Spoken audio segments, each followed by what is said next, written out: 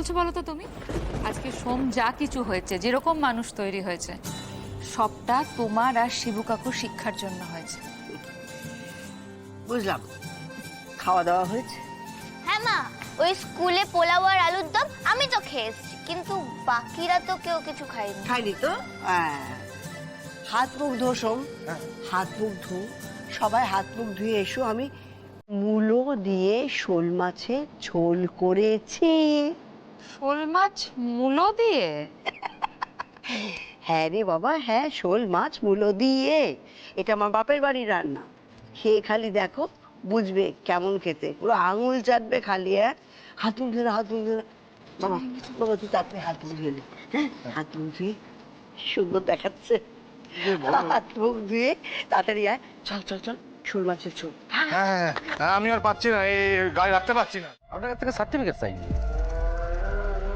ভালো না খারাপ, কাল থেকেই মেয়েটা স্কুলে পড়াবে। এইসব কি বলছেন? আমি মানছি ওর কিছু ব্যক্তিগত কাজের জন্য ও বেশ কয়েকদিন স্কুলে আসতে পারেনি, কিন্তু ওর মতো এরকম এফিশিয়েন্ট টিচার আমাদের স্কুলে প্রায় একজনও নেই। কিন্তু কাল থেকে যদি আপনার স্কুলটাই না থাকে তখন কি করবেন? তার মানে আমার ছেলে বুঝলেন প্রচন্ড মাথা গরম করা ছেলে। ও যেটা বলতে চাইছে, আপনি তো স্কুলের মালিক, তা আপনি যদি না থাকেন স্কুলটাও থাকবে না।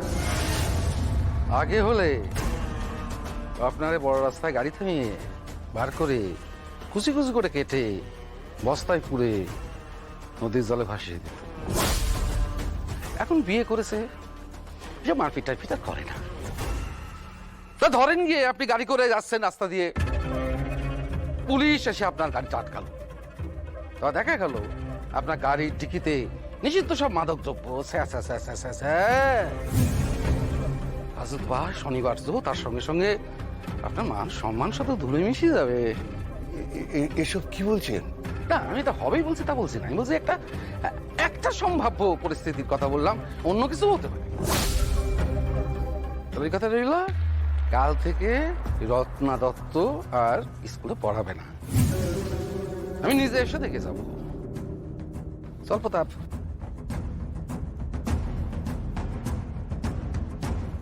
কি হলো? দেরি হয়ে যাচ্ছে তো, বেরোতে হবে তো নাকি? কটা বাজে?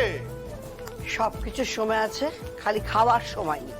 বলি এত তাড়া কিসে তোদের? হ্যাঁ, কিসের এত তাড়া? দুটো মুখে দিয়ে গেলে হতো না? আরে তুমি কি বলছো বলো, তোমার তাড়া নেই? হ্যাঁ, এখন যেতে হবে দোকানে, দোকান থেকে যেতে হবে প্রেসিডেন্ট অফিস, সেখান থেকে যেতে হবে পার্বতীকে ক্লিনিকে ছাড়তে, তারপরে ওদের বায়নাক্কা সারাক্ষণ লেগেই আছে, আর ওকে ছাড়তে হবে ইংলিশে। এই ইংলিশের যে কোচিং হয় সেখানে। হলো, শেষ হয়েছে সব? এর টিফিন ক্যারিয়ার, এর মধ্যে সব খাবার রাখা আছে, সময় করে এটা খেয়ে নিতে হবে। খেয়ে নিতে হবে। তুমি ওরকম কেন করছো বলো? তোমার আমি কি এই টিফিনটা নিয়ে বাচ্চাদের মধ্যে ঘুরে ঘুরে বেড়াবো বলো তো? আরে when must say you must listen Dadamoni. এই তুই চুপ কর, চুপ কর। তোদের বৌদি কোথায়? কত দেরি হলো তোমার? এই তো আসছি আসছি, একটু লেট হয়ে গেল। শোনো, লেট না, অনেক দেরি হয়ে গেছে সেটা বল। চলো বেরো। এই তুই থাম। মেয়েদের একটু টাইম লাগে, একটু সময় লাগে মেয়েদের তৈরি হতে। এই তো সব সময় খ্যাচ খ্যাচ করতে থাকে। আচ্ছা আচ্ছা ঠিক আছে, বেশ সময় লাগে, এবার তো হয়ে গেছে, চলো। রত্না, কি তুমি এই সময় বাড়ি চলে এলে? আমি ডাকবো কালকে আপনাকে ভুবনপুরের প্রেসিডেন্ট অফিসে, আর আপনি আসতে বাধ্য হবেন। আপনাকে জবাবদিহি করতে হবে। কেন আপনি ভুবনপুরের একটি নিরীহ মেয়েকে বিনা কারণে চাকরি থেকে বরখাস্ত করেছেন? আপনাকে জবাবদিহি করতে হবে। একে আপনি পাঠাতে পারেন প্রেসিডেন্ট সাহেব, কিন্তু আমি কিন্তু আমার সিদ্ধান্ত থেকে বদলাবো না। কেন এরকম একটা ইরেগুলার টিচারকে কোন ভরসা রাখবো বলুন তো? আমাকেও তো উপরওয়ালাকে জবাব দিতে হবে। হ্যাঁ, বুঝতে পারছি। আপনাকে কাকে জবাবদিহি করতে হয় সেটা আমি বুঝতে পারছি।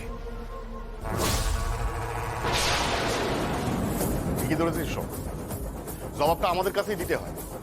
কি করবি তুই? হ্যাঁ, বাবাকে কাদা সিটি অপমান করার সময় তোর মনে ছিল না?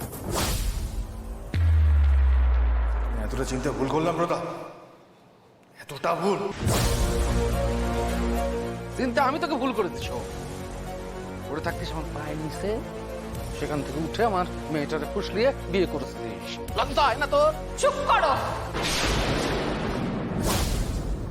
চুপ করো তোমরা, চুপ করো। এটা স্কুল, এখানে এই কদর্য আলোচনাগুলো করার জায়গা নয় এটা। আর বাবা, বাবা তোমার শত্রুতা তো সোমের সাথে, শুধু শুধু রত্নার পেছনে কেন পড়েছে বলো তো? কারণ রত্নার দাদামণি আমার চেয়ার ছিনিয়ে নিয়েছে। এবার ও আমার চেয়ার ফিরিয়ে দিক, আমি ওর দিদিমণি চেয়ার ফিরিয়ে দেবো। শুধুমাত্র ক্ষমতার নেশায় একটা নির্দোষ মানুষের চাকরি কেড়ে নেবে তুমি? রত্না দেবীর চাকরিটা গেছে তার কারণ উনি শিক্ষিকা হিসেবে অযোগ্য। কি বললেন? আমি অযোগ্য? নিশ্চয়ই অযোগ্য। যে ক্লাসে রেগুলারিটি মেনটেন করতে পারে না তাকে এছাড়া কি বলার আছে বলুন? বিষয়টা নিয়ে যত জলঘোলা করবেন ততই সম্মানহানি হবে রত্না দেবী। কিচ্ছু হবে না, আমার বোনের কিচ্ছু হবে না। ও দাদামণি থাকতে ওর কিচ্ছু হবে না। আপনি অযোগ্য বলে তার চেয়ার থেকে সরিয়ে দিলেন বিনা কারণে।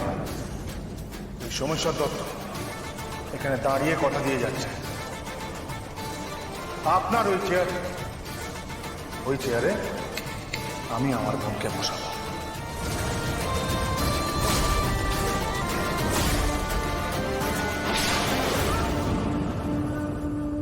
মনে রাখবেন, এটা সোমেশ্বর দত্তের শপথ। এটা সোমেশ্বর দত্তের শপথ।